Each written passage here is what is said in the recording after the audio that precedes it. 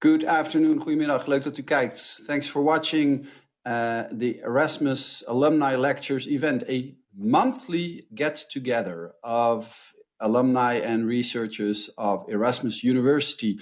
We are with over 130,000 of us across the globe, and every month we get together around one key theme in this 5th Erasmus Alumni Lecture. My name is Geert Maarsen. I studied business administration and media and journalism at Erasmus University once upon a time. And today I am your humble host.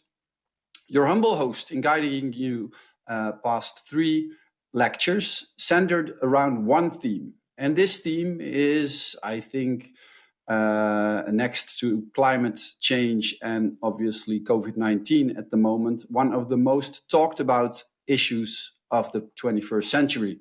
Identity, diversity, or more specific, inclusion. But how far along the path are we to equal chances for everyone? The possibility to equally participate in the world, in the workplace, in cities, and what should we do to make this better? That is what today is all about. And today we will introduce around this key theme 3 speakers to you. The first speaker is Jannelieke Aalstein. She once studied business, not business administration, but at the Erasmus School of Social and Behavioral Sciences, ESSB, and she's the resigning director of ActionAid, and she will tell more about the company's ongoing struggle for social equality, gender equality, and the battle against poverty around the world. She will talk about inclusive countries. We will hear about inclusive cities from Karen Kleinhout. She once walked around in the cultural sector in Rotterdam, but right now she's a PhD candidate at the Erasmus Research Center for Media, Communication and Culture, and she will talk about inclusive cities. Last but not least, we will hear from Enes Midziane, and he is an RSM alumnus and the founder of Rocco, and he's focusing on bridging the gap between bicultural talent and employers. We are having this discussion and this gathering, obviously, with these 3 speakers, but also with you. And I would like to invite you to join us in the discussion. And joining us in the discussion, you can do by going to menti.com and entering the code 1623604. During the entire hour, you can send your questions to us, and I will make sure that these questions end up in the hands of our speakers. My name is Geert Maarsen. We will have 3 lectures for you of about 12 minutes. Afterwards, we will bring these people together in a short panel discussion, and we will close this event at around 6 o'clock. But now, let's get this party started.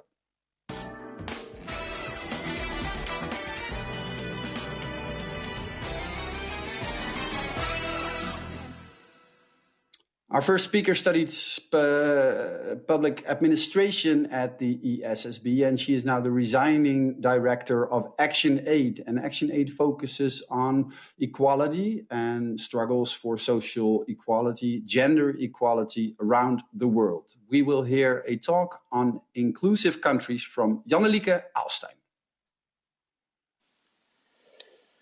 Hi all, and thanks for inviting me to speak on this webinar.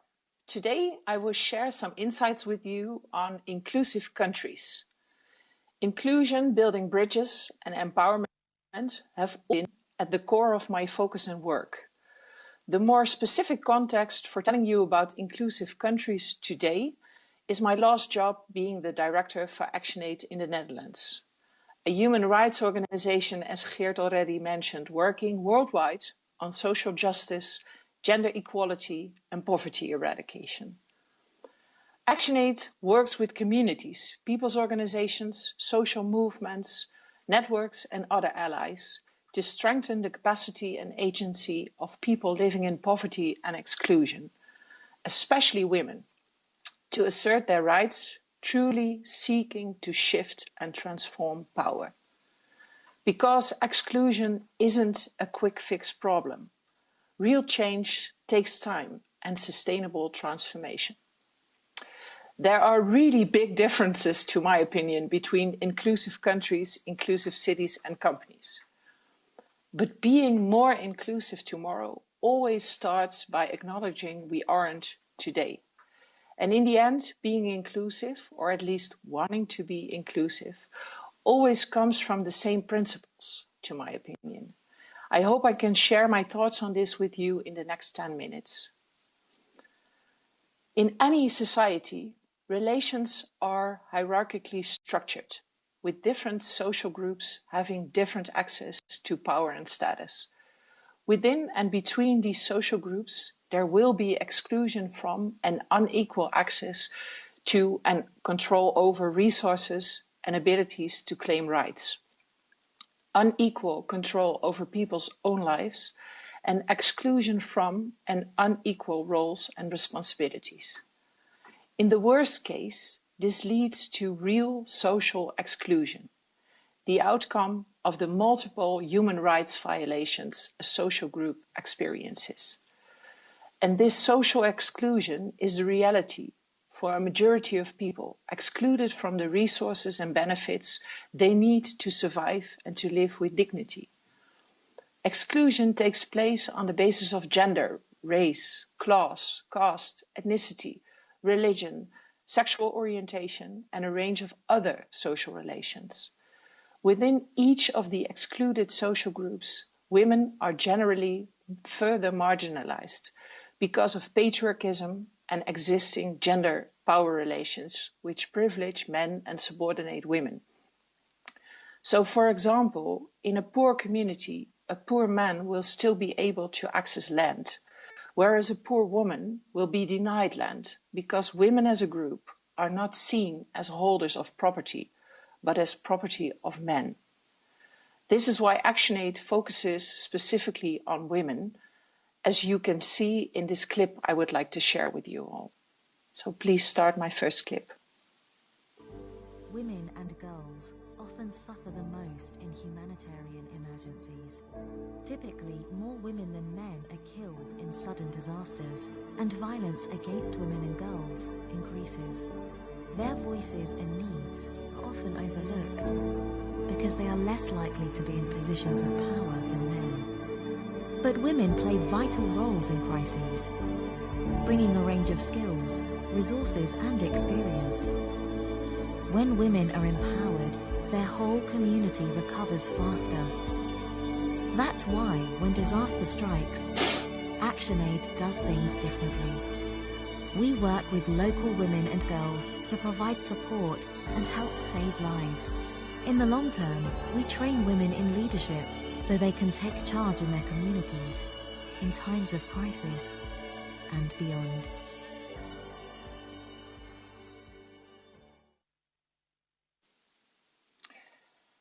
Excluded groups are denied their human rights, not because someone forgot or didn't make enough effort. They are denied their rights because of their place within a system of unequal social relations of power, enabling the more powerful to deny the human rights of the less powerful. Because of this, members of excluded social groups cannot participate fully in the economic, social, and political life of the communities and the societies in which they live. Social exclusion is cyclical and reinforcing, a cycle of poverty and exclusion that continues from one generation to the next, due to ill possibilities to participate in change. Poverty and social exclusion also increase poor people's vulnerability to emergencies and conflict.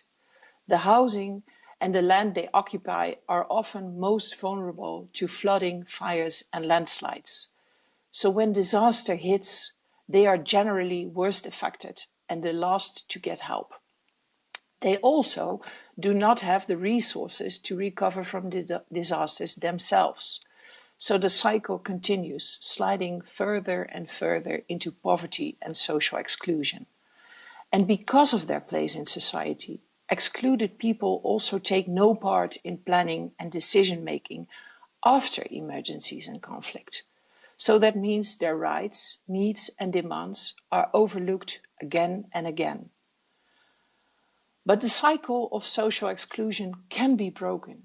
in particular when excluded groups are organized and able to act to change the situation themselves. Of course, you can say it all starts with the included people recognizing their privileged situation. And of course, that's also true. But at the same time, that's really tough one to influence. So let's focus on the excluded people themselves. The intrinsic strength of people wanting to change things is the most sustainable, powerful force for change. And this is why good human rights movements, such as ActionAid, nowadays focus on the empowerment of rights holders and excluded communities instead of top-down fixing, all based on basic human rights. The same human rights, we sometimes forget, belong to all people by virtue of being born, and all human beings are equally entitled to these shared human rights without discrimination. But that's not reality yet. To turn human rights into reality, human rights campaigners agree on the need for social and universal laws that bind all people in all nations and hold all states accountable for their conduct. The first of these to be developed, the UN's Universal Declaration of Human Rights in 1948, reflected the shared hopes and beliefs of all member countries. However, international human rights frameworks and national laws are themselves the outcome of endless negotiations that reflect the balance of forces at a particular point in time and haven't always truly taken into account the rights of all human beings. You still need to be critical and think for yourself. But that's what we learned at Erasmus University, so that's a good thing. Therefore, inclusion starts by acknowledging true equality for all as a given, without having to turn to paper to be convinced. This should be the starting point for developing inclusive countries. And that means that the included ones will not use force or claim to know better to explain to excluded people how life works and what they should need. Once excluded people and communities know they have the right to speak up, they for sure are able to share their own needs, demands, and wishes. And not just about contents, but also about equivalent distribution of money to actually make things happen. By building local organizations of rights holders and linking these organizations to networks, platforms, alliances, and movements at national and international levels, we can help build a broad and powerful movement for change. It all starts with addressing basic needs, but the most important thing is to work in equivalent partnerships with local rights holders, making excluded people the knowledge-driven leading agents in the development process and in challenging and changing unequal power and injustice, so they do not have to wait for others to invite them to the table. Empower and train them to claim their rights and to hold accountable those people and institutions meant to deliver on these rights.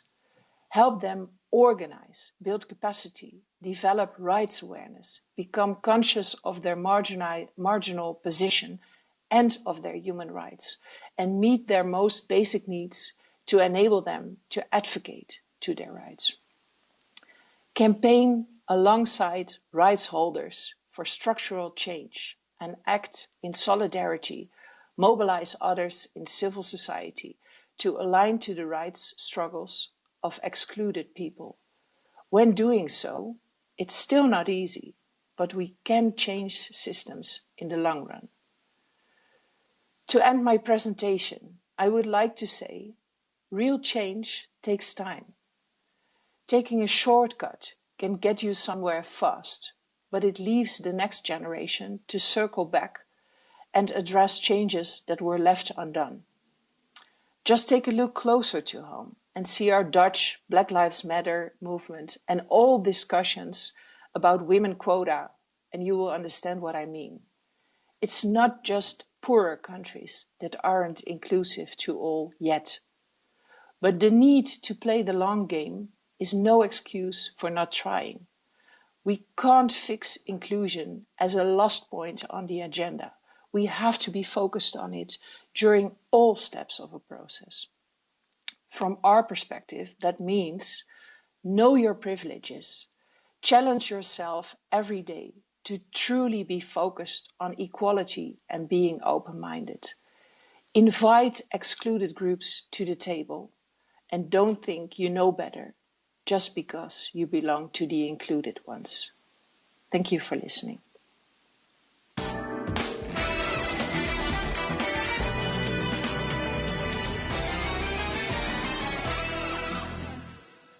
Thank you, Jannelieke Aalstein, for offering us a global perspective on inclusion and diversity. And I think, as mentioned, we will dive into the discussion closer to home with regard to equal rights in the Netherlands later on. But for now, it's an honor and a pleasure to introduce to you our next speaker. She was working in the Rotterdam art scene in various positions, ranging from museum guard to theater director and policy advisor. And right now she is a PhD researcher at the Erasmus School of History, Culture and Communication, and doing research into the field of city culture. She will talk about inclusion in the 21st century city. Karen Kleinhout. Yeah, so thank you, Geert. And I'm so happy to talk to you about cities here, and especially to talk to you about Rotterdam, because I know as Erasmus alumni, we all have connection to this city.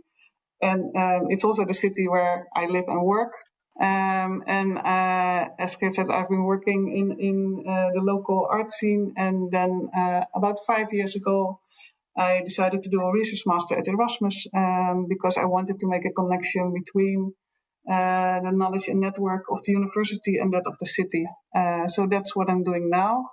And as you can see, I am mainly studying city culture and cultural difference. So that's also what I'm going to talk about today. So it's not a coincidence that the interaction with difference and cities go together, because sociologists have often seen cities as places of difference and places where strangers gather. And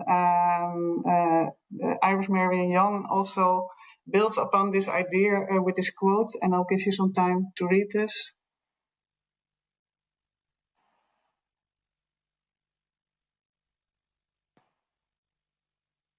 So I think what she's saying is quite similar to the inclusion that we're talking about today. So people belonging while being different without injustices. And of course, she also stresses that this is just an ideal, a social ideal, and there are many injustices in cities. And she's supported in this by many sociologists, for example, urban sociologist Sharon Zukin, but also Leonie Sandercock, who's talking about cities as sites of struggle over space. And then for my research, I would say I'm looking at the cultural space of cities, so about the struggle of belonging. So I'm looking at the struggles for belonging in cities. So whose city is it? And then I'm not looking at gentrification, for example, but I'm looking at who's included in the stories about the cities, who's included in the cultural scene of the city.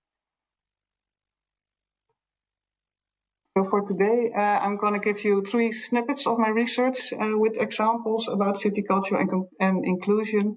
And as you can see, they are from different forms of culture. So there's the way we interact with each other in cities. There's the city narrative. So what are the stories that we share about the cities? And there's the arts and culture field of the city itself. And my first example comes from the city youth that I interviewed for my thesis. And I interviewed them about interacting with cultural differences in the city. And I think these are good examples of inclusive practices. So the first example is about a Christmas party and how you can change a Christmas party in a winter party to involve more people. The second example is from a girl who told me that she was at her internship and in a law firm, and she needed to meet the client for the first time.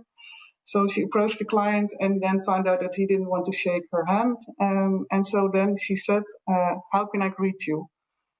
And I think both of these examples show that when they encounter different viewpoints or different customs, these young people broaden up their views and their possibilities.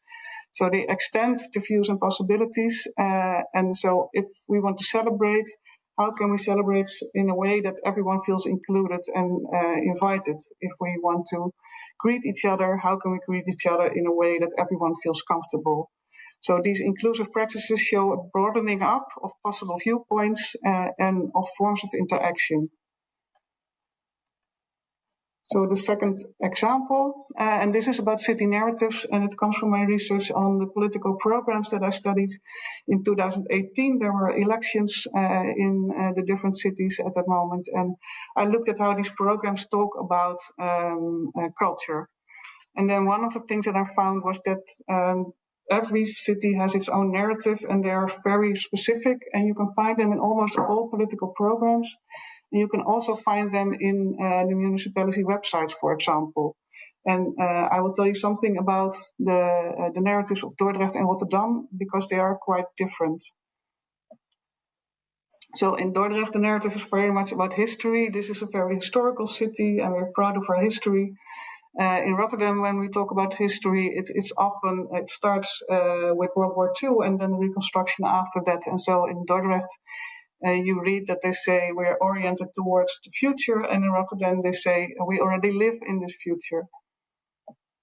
And another theme where they are different is the local and the global. So in Dordrecht they talk very much about we are living on an island, and in Rotterdam they talk about we are living in a world port, in a world city with connections all over the world.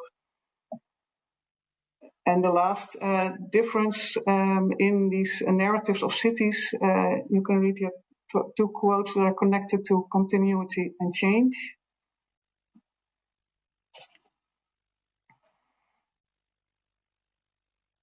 And I would say that the Dordrecht example is very much a character built on age, on continuity, and then the Rotterdam example is very much a character built on change. So again, very different. And then you could say that this Rotterdam city narrative is a narrative of a modern dynamic city with global connections. It seems to be open to people with global connections, seems to be open to newcomers also. And you can see some signs of this in research where people say that they belong in Rotterdam using this narrative. So Rotterdam has always been a city of migration, and everyone that lives here is a Rotterdammer. You can also see this in the video that we're going to look at now. And this is a video made for the Eurovision Song Contest for last year, but it was made for the bid in 2019. So it's called Rotterdam for Real.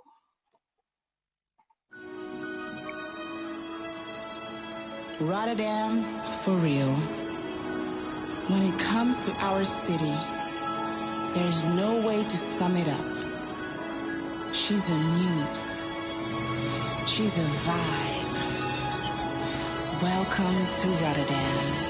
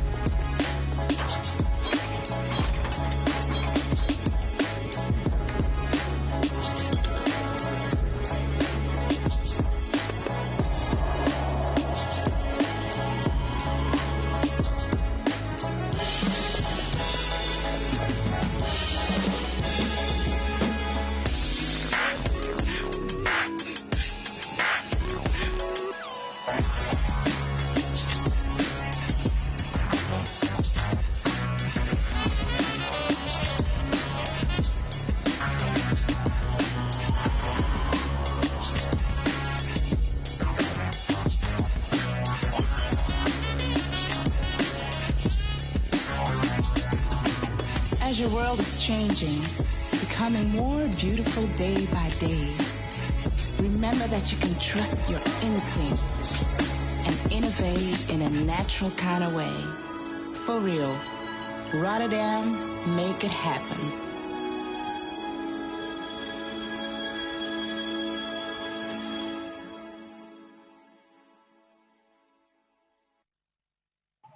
So I hope this brought you some good memories. Not everyone was happy with this video. And I'll show you shortly some quotes from the discussion that we found in national and local medias. And one quote is from Arjen van Velen, who says, I don't feel invited in this video. And then there's a response from Hassan Al-Maroudi, who points out that white people are often the ones who are invited, especially white men in the media, both and also in society. And she points out that there are structural inequalities that make a difference here. So it makes a difference if you feel or are excluded once or structurally, and also if you are from a dominant group or from a minority in cases like this. So quickly to my third example, and this is about boundaries of the art field. And again, I looked in the political programs how they talk about several forms of art in the city and why they are important. And I will focus on the urban youth and on their art and how this is discussed in these programs. And then we see that they are discussed as new cultural initiatives, and they are discussed quite differently from the landmark institutions. So for these new cultural initiatives, they are mostly valued because they bring new audiences and not so much for art in itself or for something that makes the city attractive. So to go back to this picture, it seems like this urban art is acknowledged as part of the cultural scene, and at the same time it's singled out as a category, and there's a symbolic boundary created between the center of the established institutions and then the fringes with, for example, this young urban art. And it seems to be that they are looked more at as social art than as an event that is really art. So they can join the show, but only in a specific role. So lastly, let me go to the lessons that I take about city culture and inclusion from these three quick examples. I think from the youth we can learn that inclusion is also a practice. It's not just words. And we have to learn from those who experienced negotiating differences and experienced exclusion. Then be aware that city narratives, but also organizational narratives can make people or groups feel excluded or included. And it's also important to be aware of the narrative that you use, if it affirms or maybe challenges inequalities in society. And then lastly, in arts and culture, but also in other places, representation isn't all. You also have to look at the cultural boundaries within institutions. And it's important also to keep talking why inclusion is important. So in this case, why it's important that these cultural initiatives are also there in the cultural field and what is their value. So with these lessons from the city culture and inclusion from Rotterdam, I thank you for your attention.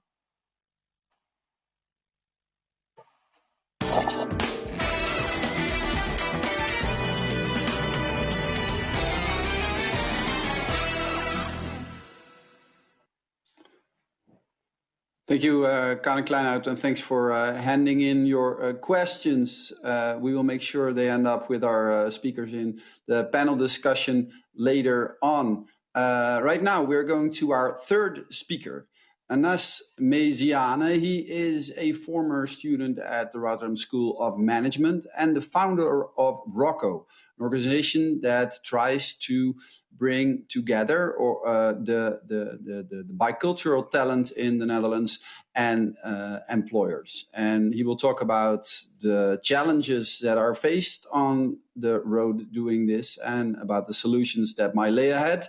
The floor is for Anas Meziane. Hi everyone and welcome. Thank you, Geert, for the introduction. My name is Enes, and I'm the founder of Vroko, a career and talent platform.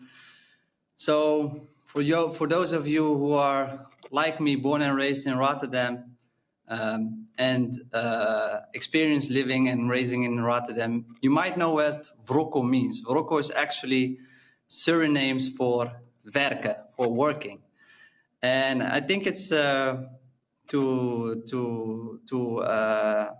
it's really nice to see that we are trying to make a new narrative. So we are creating new narratives. And I will take you along my journey today. And first of all, I will take you with me to where it all started. So, I'm getting my...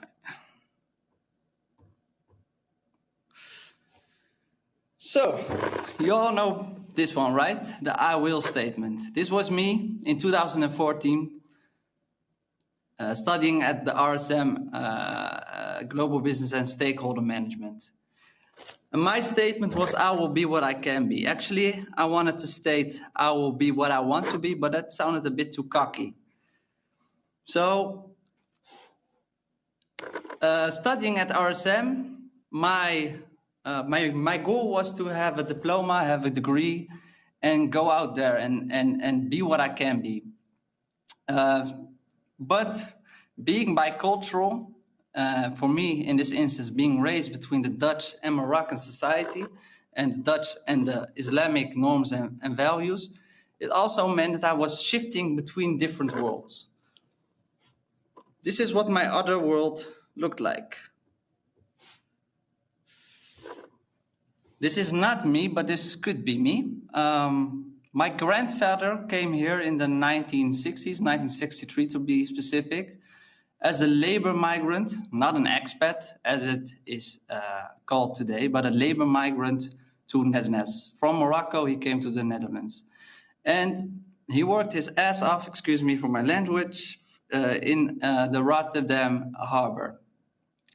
50 years later, I was the first of his 19 grandchildren to go to a university, to study at a university. Also, during my studies and graduating, I was living in Krooswijk. So those of you who don't know Krooswijk, it's the neighborhood next to Kralingen, next to the Erasmus University. And I was living in the zip code 3034. This might not say much to you, but the zip code 3034 was the poorest zip code, or had the lowest average income in the Netherlands back in 2016. So what this meant for me was, even though I was getting a university degree and getting out there, I was also playing an away game on the labor market with a 0-3 down on the scoreboard. And this is what it looked like.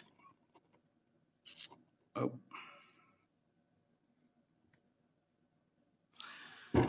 This is where I applied for a job. I wanted to be a management trainee, so I applied for a lot of big firms, big corporates, but also wanted to be a consultant.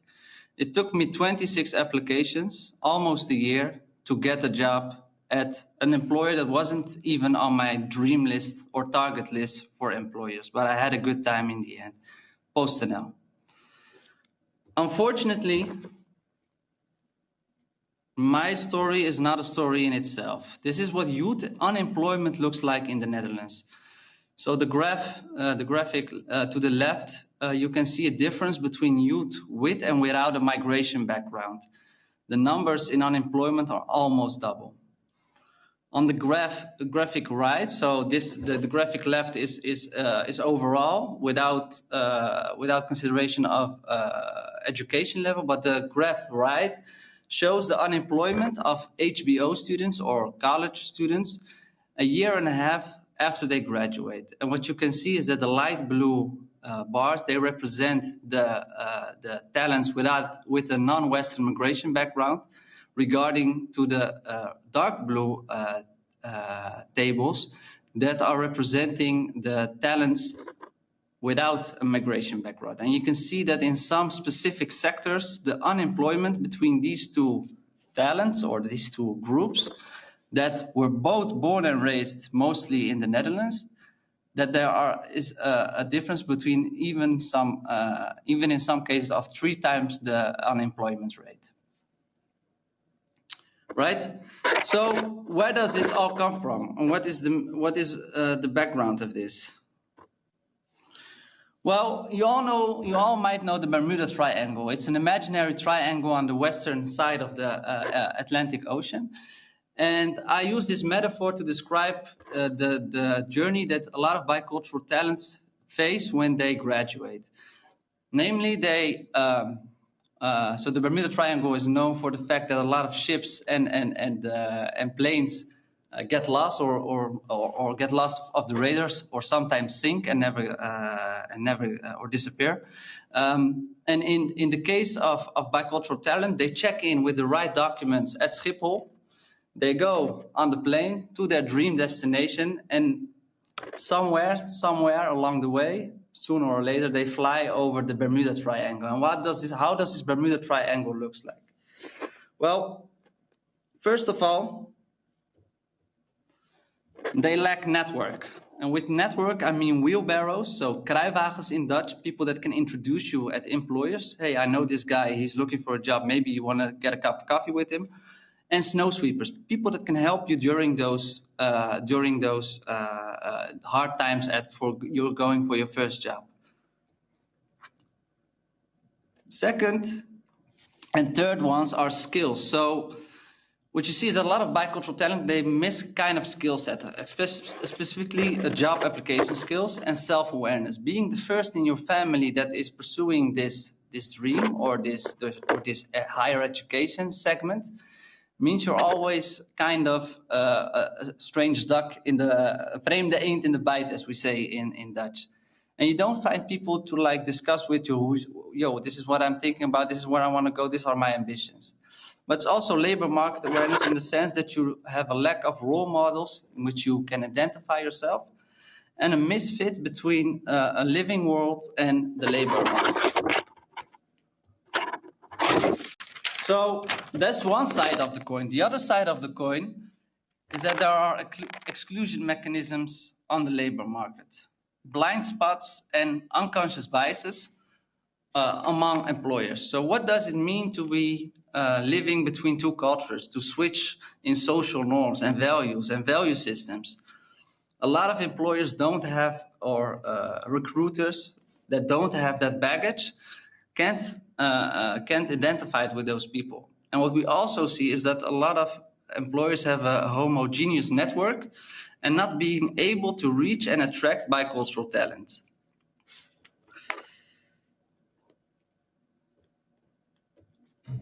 So, nice analysis, and as you might think, congratulations. And now what? Well, we think that we should bridge the gap between bicultural talent and the labor market. And we do so by approaching the pains that I just discussed. So we provide a platform for bicultural pioneers to inspire upcoming talent. We want to inspire people with providing them with those role models. We also train bicultural talents to profile themselves on the labor market. We give application courses, etc. We also have a coaching tract in which we offer bicultural talents those wheelbarrows and snow sweepers that they don't have in their own environment. On the side of the employers, we provide them with a network to access these talents outside their traditional networks.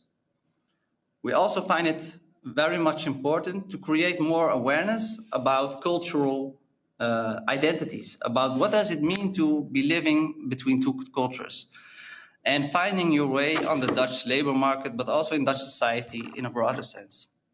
And last but not least, we mediate between employers and bicultural talents.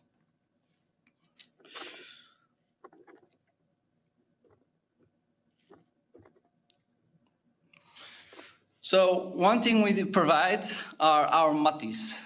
Again, a word from Suriname, and it's a bit of Dutch slang we use to create a new narrative. So on our jobs page, we provide bicultural talents that are interested in working at certain employers or applying for certain jobs with a network of matties. And these matties are ambassadors, professionals that work with our partner organizations that want to they want to have an impact and also want to help young talents to be their new colleagues. So this is one, you can say one way we try to create more equal opportunities.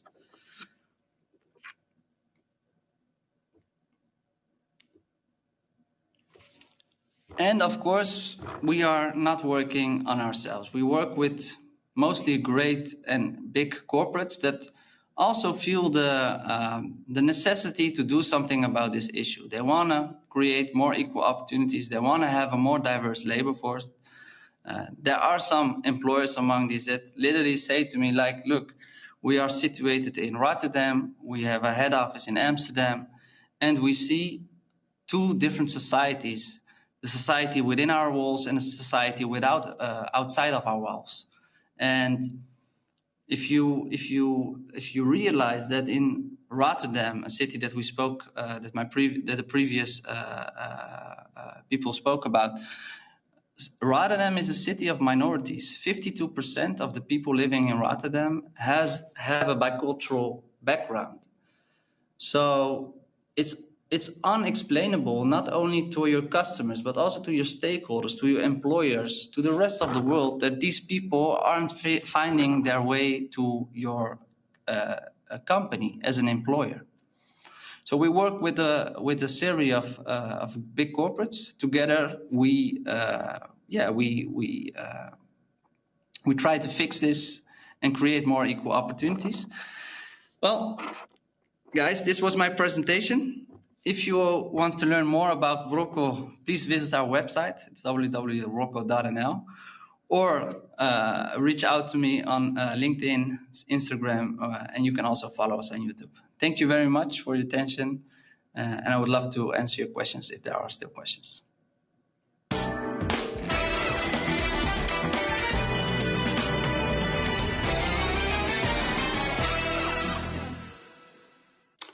Yes, getting back for our panel discussion here, Jan-Lieke, Karen, and Nes, thanks for getting back, and thanks for your three perspectives. I would like to briefly discuss with you, I think we could talk about this for hours, but focusing on the Netherlands, how we are doing at the moment in the Netherlands, what the challenges are that lie ahead, and if there's anything we want to change, where we should have to start. And maybe we could talk a little bit about the upcoming elections, where obviously inclusion and diversity is an issue or has to be an issue. But first, Jan-Lieke, if I may start with you. You've been going all over the world, I guess, seeing the perspectives of countries all across the globe. Has this changed your view on how we are doing in the Netherlands with regards to inequality and emancipation?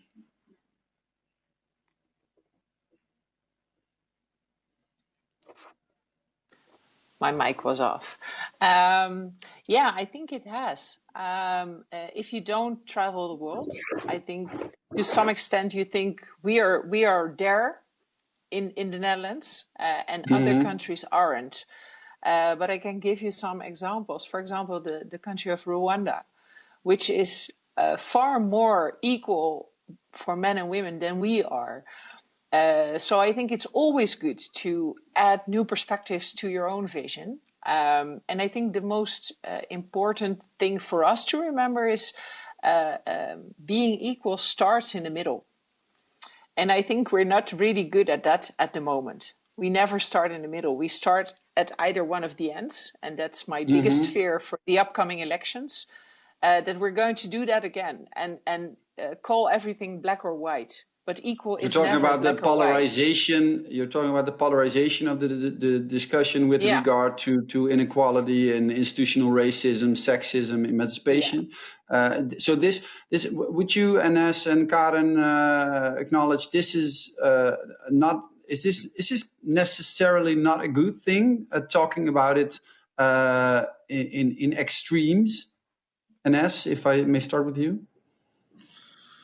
Maybe, because it also breaks some some ceilings and it breaks some taboos. And we can see that, what happened recently with the belasting, with the tax affairs, and how people were basically discriminated on their ethnic background and profiled as frauders, as con artists, you say in English. But I agree with Jannelike that the answer is always in the middle, and if we keep shouting in extreme, I think it's good to have some extreme opinions to shaking things up and to maybe not always stay in that genuanceerde story where we're all politically correct and we'll figure it out. I mean, guys, it's 2021 and there are still some issues that really are. That really need to have some serious attention right now. So I think it's a balance between those two, actually. Yeah, we have a lot of questions that came in, and I'm going to give them to you. I'm starting with you, Karen, focusing on the city and identity. And the question here is there a risk of a city losing its culture for trying to be more inclusive? Example, with the Christmas party changing its name, then it excludes the people who find Christmas meaningful. Yeah, I think it's a question a lot of people ask, or a lot of people have a feeling then that the Christmas party is taken away from them. You could also think we were just broadening up our party. The party is still there. So I think you have to think about what is the core of what you want to keep and what is the things that you can change to include others. So I wouldn't say the city would lose its identity. It might change the identity a little. You can look in your own identity as a city and then see how you can include people. So if you are already a harbor city, then you have opportunities there to include people. So for me, it wouldn't be losing your identity. It might be looking at the core of your identity and see how you can include others in this core. Yeah, and how do you feel the city of Rotterdam is doing? Because you showed us the clip for the song festival bid, which is lyrical, warm, powerful. A lot of people might find it attractive and appealing, but this is not necessarily, I think, why you wanted to show it to us, right? No, there's this story, but there's also other things happening in the city. There's inequalities in gentrification, for example, and these are also very much related to not only to income, but often also to which people live in which neighborhoods and which people have the worst circumstances in these stories. So there's also culture plays a role often there, and of course, also in the public debate in Rotterdam, it's also not always happy intercultural talk here, especially in the city council. There's a lot of talk about problems. And Jannelike, feel free to jump in. Very polite of you to raise your hand, but we you can just start shouting at each other. Okay. Well, as you know, I used to be the director for the international city marketing of our city of Rotterdam. And you totally are correct, Karen, but the point of city marketing is not to point to the whole picture, but to show some parts of it because you want to attract people. Yeah. But I truly think that Make It Happen is based on the fact that we want to be inclusive, because Make It Happen stands for the fact if you want to do something, if you want to build on the future of the city, you are allowed to be part of it. So I just wanted to add that I feel strongly positive about this inclusive brand tag. Yes, so I think that brand is inclusive, but then if you see the discussions in the city council, for example, or you look at indeed this polemic that I showed you, where people say that suddenly now I'm not included, then there's still a lot of discussion going on. And I can imagine that by this discussion, a lot of people don't feel like they belong, even if we have this inclusive Make It Happen storyline. Yeah. Some more questions. Sorry, Ines, go ahead. Yeah. Or if you want to go to the next one, I'd like to add, I don't think it's a certain question about which name or how should we label it. I'm fine with Christmas party, but it's more a question about equality. So when I am like me, I'm a Muslim and I'm getting employed, and my employer offers me holiday leave with Christmas. Why can't I get holiday leave with my own religious holidays? That's the thing that sticks. Or if you take into consideration, like I said before, that 52% of the Rotterdam have a bicultural background. Why is it you can only park for free on Christmas and Pasen and not on the suikerfeest or the offering feest or the Hindu festival? All the bright colors I've already. And can you say something about the willingness to change something in this perspective? From the employer's side, are they enthusiastic about incorporating, for example, suikerfeest, offerfeest in the list of holidays for workers? Well, you can see that there is a more there are some steps taken towards, and I think that the right thing to do is, to start a discussion within the organization. So I recently saw it was brilliant. It was how do you say that? An employment contract in which you can like. In which you can choose your own holidays that you want to be on leave. Like signing a contract which says 36 hours, you also get the option to mark the holidays you want to take a leave on. And I think that's very personal. And hopefully I've answered your question. There were a couple of questions about the role the pandemic plays for emancipation and equality on different levels, both for you, Jannelieke, as for you, Anas. So Jannelieke, for you, the question would be: have we lost ground for women as a result of the pandemic? And Anas, for you, what your concerns are for employment for bicultural graduates in the post-pandemic future? Jannelieke, if I may start with you. I can be really short, Geert. We see spikes of violence against women during the pandemic because a lot of them are sticked to their housing and they have no way to go.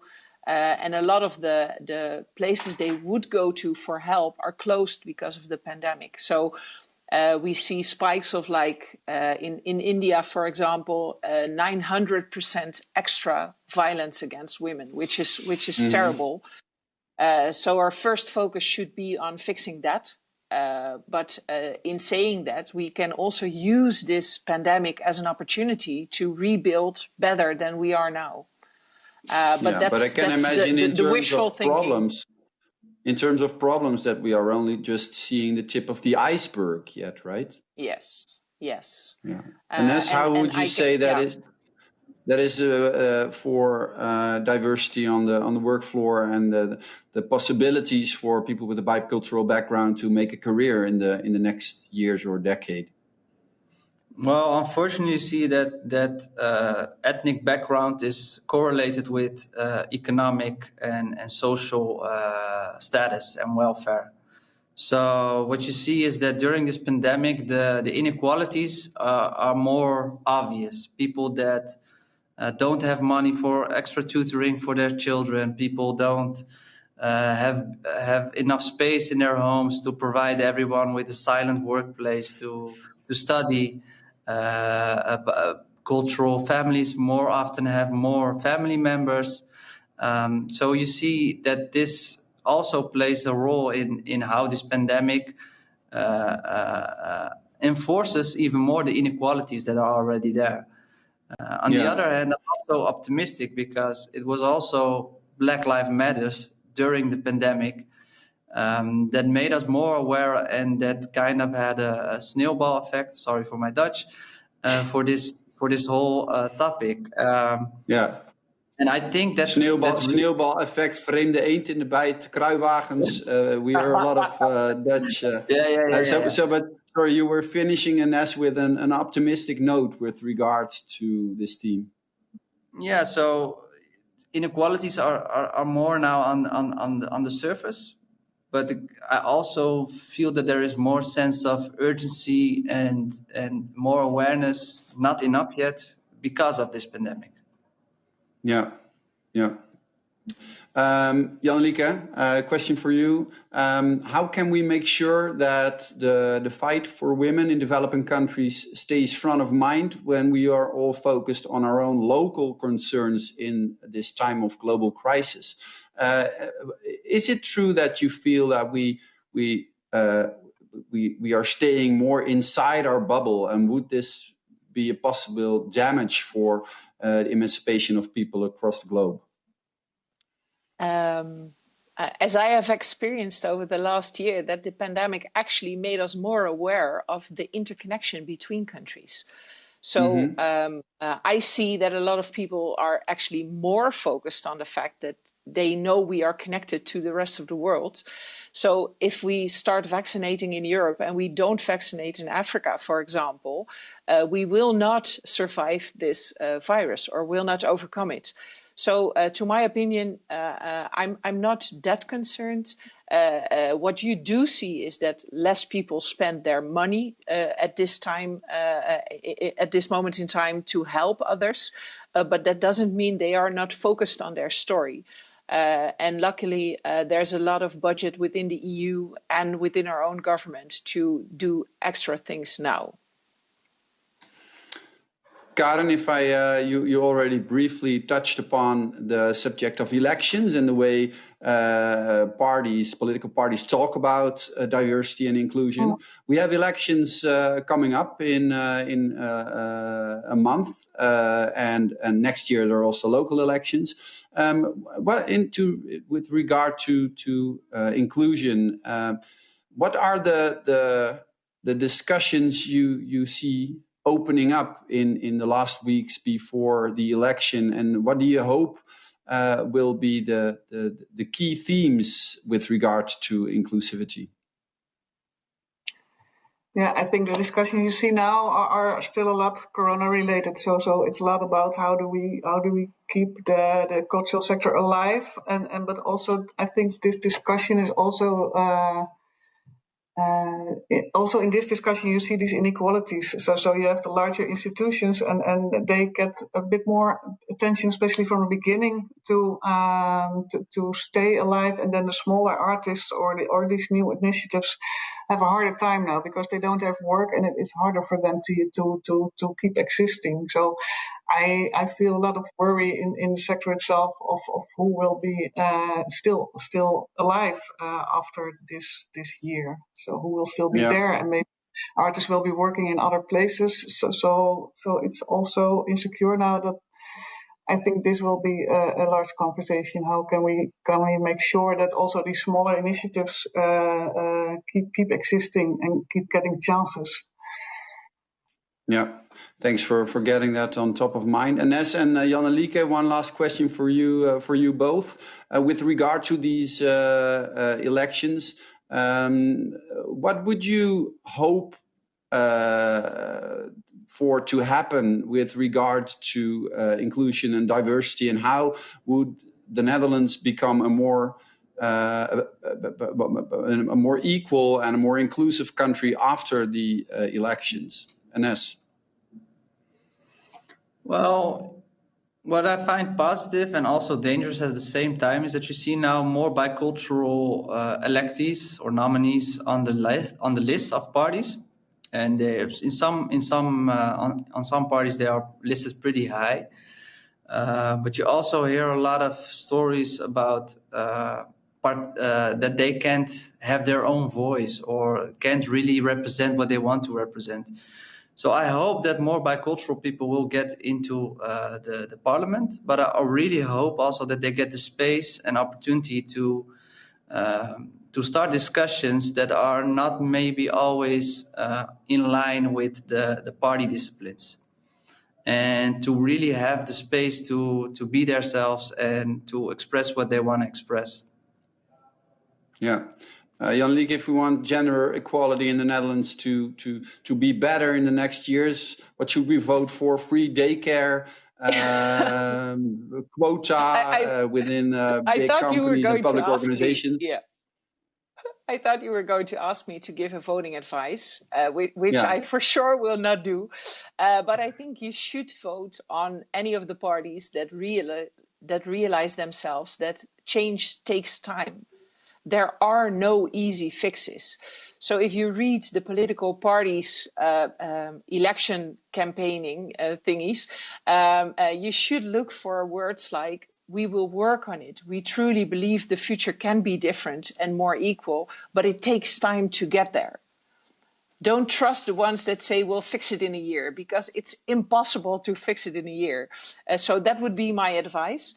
And if you go to actionaid.nl, we have built, you can read all the political parties, and we have ranked them on how they are focused on this long-term change. So then you can see which... We will find the voting advice on actionaid.nl, right? On the website, yes. Okay. Thanks for being with us, sharing your thoughts and giving your talks in our virtual studio. Thank you very much, Ines Meziane, Karen Kleinhout en Jan-Lieke Aalstein.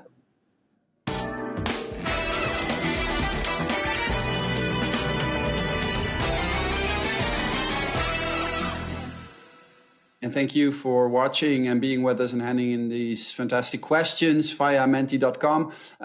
We will be back, not next month, but on the 20th of May, Thursday, 20th of May.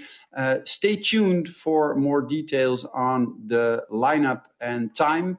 My name was Geert Maas. This was the Erasmus Alumni Lecture, and hopefully see you again. Have a fantastic night.